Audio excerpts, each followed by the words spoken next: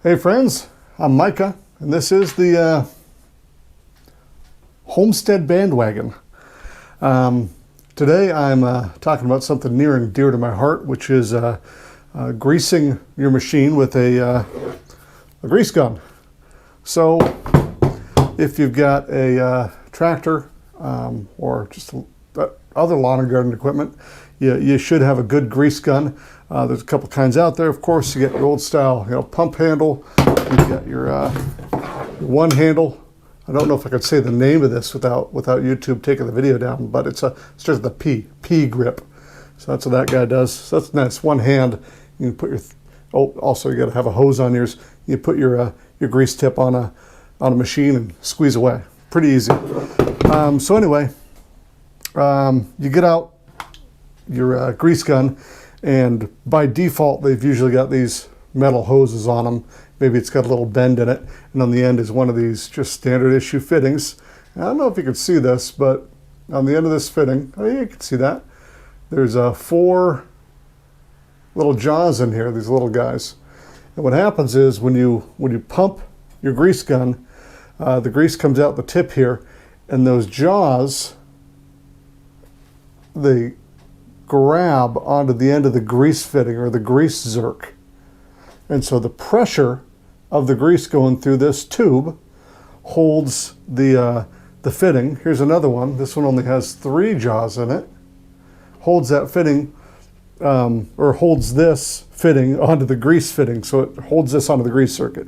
Pinches with pressure. Well, the problem is when you're using one of these, you put it on your machine, you start greasing, and if you can't pull it off, you gotta like hook your truck to it to yank it off. So the first thing you do when you buy a grease gun is you get a floppy hose for it, so it makes it easier to get to where you're going. And then the next thing you probably do is replace this fitting and maybe put a different kind of fitting on. So I've gone through a couple of them. This is one from Harbor Freight. I don't know what they call this thing. It says Flexzilla on it. And you see how this goes. This has got the little teeth in it. And you pull this handle back and it closes the jaws on the grease zerk. So that's how that works. This one's okay. You can push it on the grease zerk and you have to actually apply pressure to make it click on. And then this just kind of holds it. That's all it does. And so I couldn't figure that out for a while. So I kept like putting it on the grease zerk thinking it was on, snapping it down and thinking it was holding. And it just frustrated me because it was never grabbing the grease zerk. Well, you have to apply pressure to this onto the grease zerk and then go like that. I just figured that out. I tore this thing off within the first time using it. So I might try it again later, but I just think it's frustrating to have to click it onto the grease zerk and then latch it. And it just seems like a pain, like if you're trying to get into hard to reach places, because I'm pampered. I usually use the Lock N Lube. Let's see if you can see that grease coupler. This is a US company. They make these in South Africa. It says it's rated for 10,000 PSI. They're pretty nifty. So all you gotta do with this guy is go up to whatever fitting you want, push down your button, your jaw's open, and let go. So you don't have to stick this on the zerk.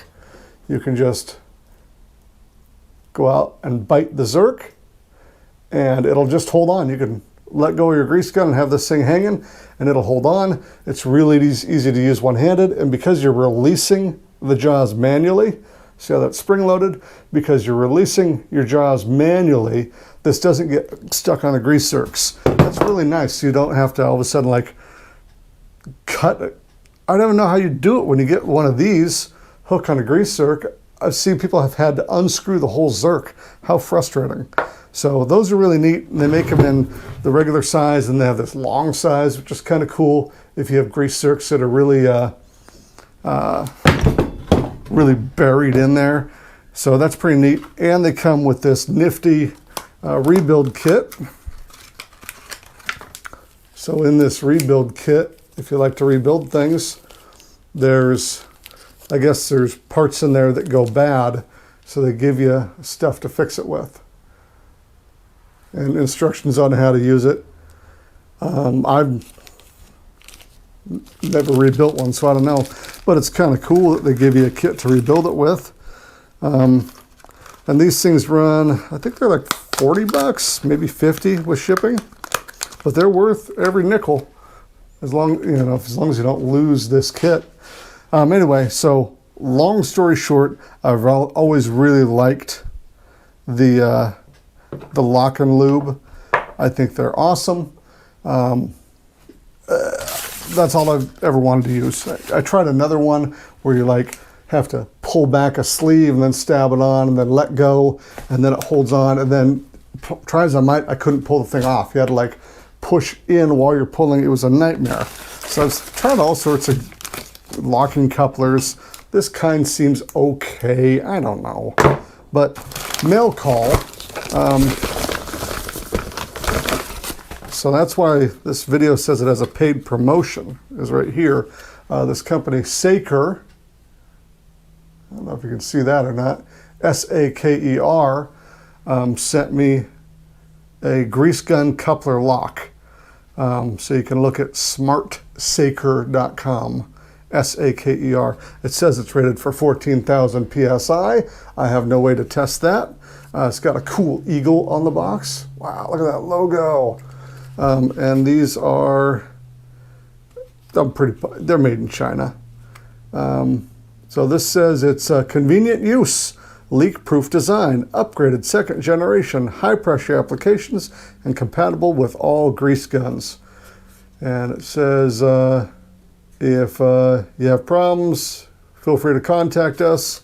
So it doesn't say nothing about like a lifetime warranty. What does Lock N Lube say? Grease goes in, not on the machine. Made in South Africa. Yeah, it doesn't say nothing about no warranty on the box either. So what are you gonna do? Warranty something cheap, under 50 bucks. So these guys, I think they were on Amazon for like $19.99 as of the time of this video. So I guess I could have just bought it to try it, but they said, hey, do you want a free one? And I was like, yeah, I'll take something free. Okay, so opening the box, here is the Saker, S-A-K-E-R. So let's see how this guy works. That's interesting.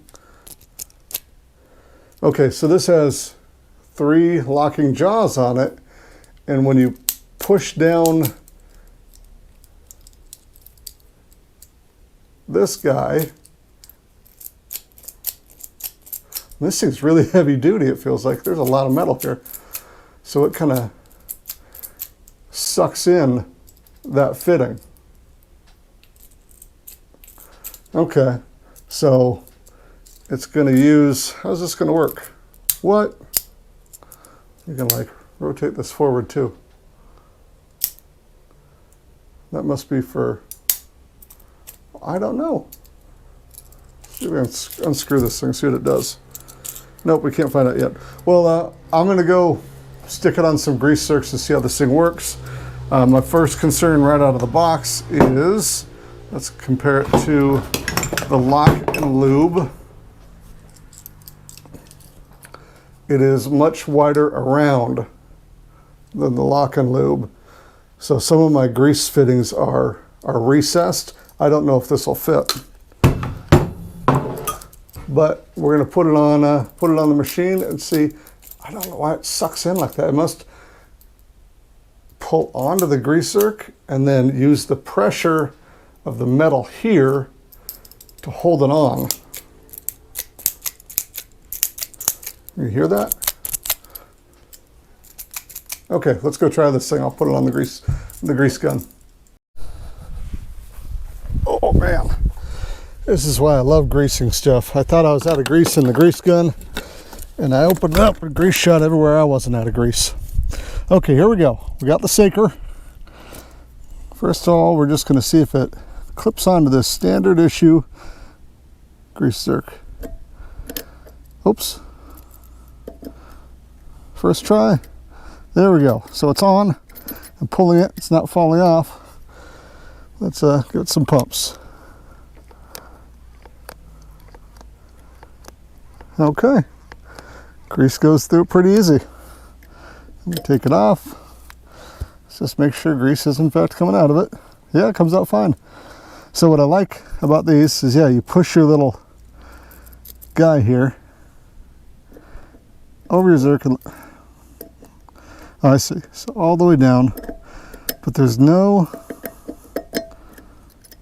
okay, so you have to hold it on there while it's locking. Okay, but it releases easy.